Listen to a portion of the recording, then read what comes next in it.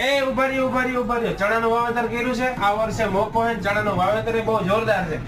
જો તમારે સારામાં સારું ઉત્પાદન જોતું હોય તો વિડીયો છેલ્લે સુધી જોઈ લેજો ખાસ આજે હું તમને દવાની માહિતી આપવાનો છું જે તમારે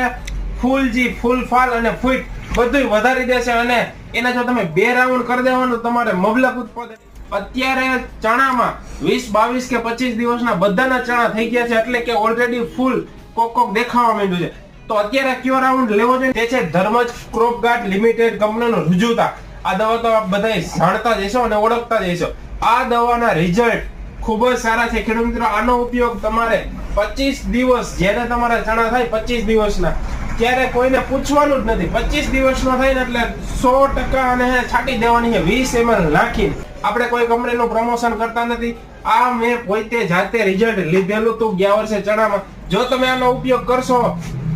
20 ml નાખી અત્યારે